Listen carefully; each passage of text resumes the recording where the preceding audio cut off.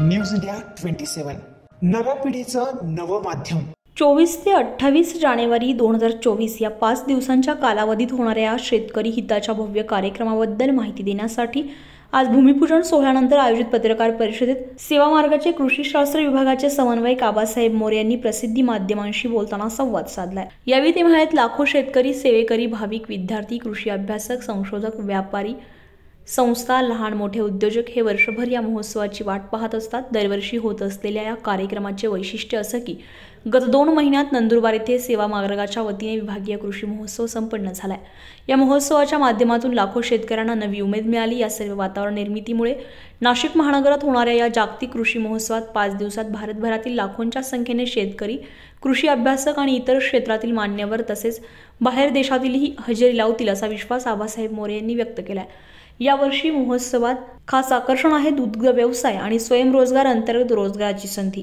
सुशिक्षित बेरोजगार युवक युवतींची नाव नोंदणी करून मार्गदर्शन करून त्यांना आर्थिकदृष्ट्या सक्षम करणे, महिला सक्षमीकरण अंतर्गत हस्तकला, पाककला, गृहउद्योग या संदर्भात मार्गदर्शन, शेतकरी बांधवांसाठी सेवा मार्गाच्या सात्विक कृषीधन निर्मिती अंतर्गत सात्विक शेतमालाची बाजारपेठ उपलब्ध करून देणे, विद्यार्थी आणि सुशिक्षित बेरोजगारांना कर्तृत्ववान स्वावलंबी बनवण्यासाठी मार्गदर्शन तसेच दुग्ध संवर्धन अभियान अंतर्गत 500हून अधिक प्राचीन शस्त्रास्त्र प्रदर्शनासह मोडीलिपी आणि शिवकालीन मर्दानी खेळाचे प्रात्यक्षिके आणि शेतकरी वधूवर परिचय मेळाव्याचेही आयोजन करण्यात आले।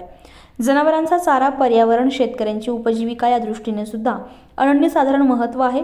या बाबतीत लागवड ते बाजारपेठ असे सर्व मार्गदर्शन मिळणार आहे। यासह भारतीय शेती, दुर्मिळ वनौषधी, अत्याधुनिक शेती, ज्ञान, तंत्रज्ञान, स्वयंरोजगार, शेतकरी वधूवर परिचय, कृषी प्रक्रिया उद्योग, आरोग्य आणि व्यसनमुक्ती, गावरान बी बियाणं, प्राचीन भारतीय कृषी विज्ञान, 12 बलुतेदार गाव, कृषी प्रबोधन, सांस्कृतिक कार्यक्रम, कृषी आणि खाद्य संस्कृती अशी विविध विषयांवर मार्गदर्शन प्रबोधन करणारे विभाग येथे असतील। संशोधक, शेतकरी, विद्यार्थी यांना प्रोत्साहन देण्यासाठी आणि त्यांच्या कार्याचा गौरव करण्यासाठी कृषी माऊली सन्मान देण्यात येणार असल्याची घोषणाही आयोजकांनी केली आहे। श्री स्वामी समर्थ परमपूज्य गुरुमाऊलींच्या आशीर्वाद मार्गदर्शनाने आपल्या दिंडोरीपर्यंत सेवा मार्गाच्या माध्यमातून कृषीशास्त्र विभागातून आपण जागतिक कृषी महोत्सवाचं हे 13वं पर्व आपण घेतोय।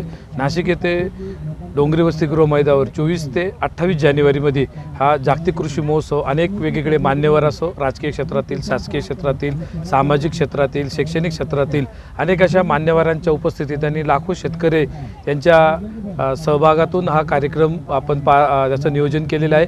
यावर्षी जवळजवळ 500हून अधिक स्टॉल, त्याचबरोबर शेतीविषयक जे प्रात्यक्षिक काही विषय, मॉडेल किंवा त्याच्या संदर्भात मार्गदर्शन, कमी पाण्यात कमी खर्चात स्वावलंबी शेती कशी करता येऊ शकते आणि आजचं जे काही वातावरण, जे निसर्गाचा जो प्रकोप आपण बघतो, तर ह्या दृष्टीने शेतकऱ्यांनी आगामी कशा पद्धतीने शेती केली पाहिजे याचे प्रात्यक्षिक इथं आपण एक त्याचं मॉडेल मांडणार आहे। त्याचबरोबर इथं कृषीला जोड व्यवसायाच्या संदर्भात मार्गदर्शन आणि त्या संदर्भात प्रात्यक्षिक इथं पूर्ण एक ट्रेनिंग त्याचं पण आपण नियोजन या कृषी महोत्सवात केलेले आहे। शेतकऱ्यांच्या मुलामुलींसाठी विवाहाच्या संदर्भात मोफत नोंदणी आणि शेतकरी वधूवर परिचय मेळाव्याचं सुद्धा नियोजन केलेले आहे। असं अनेक गोष्टींनी असं परिपूर्ण असं शेतकऱ्याला एकाच छताखाली आधुनिक तंत्रज्ञानापासून तर जे काही लुप्त झालेले आपल्या काही संस्कृतीतले किंवा आपले काही ज्या गोष्टी आहे ज्या आज आपण ज्याला दुर्मिळ म्हणतो, मग त्याच्यात विदेशी बी बियाणं असो किंवा ते सर्व आपल्याला एकाच छताखाली इथं 24 ते 28 जानेवारीमध्ये अनुभवायला भेटणार आहे। तर सर्व शेतकरी आणि सर्व शहरातल्या सुद्धा सर्वांना विनंती आहे की आपल्या सर्वांना हे कृषी महोत्सव एक मोफत पद्धतीने सर्व एक पर्वणी याचा सर्वांनी लाभ घ्यावा। न्यूज इंडिया मराठीसाठी हेमंत काळमेघसह अश्विनी पुरी, नाशिक।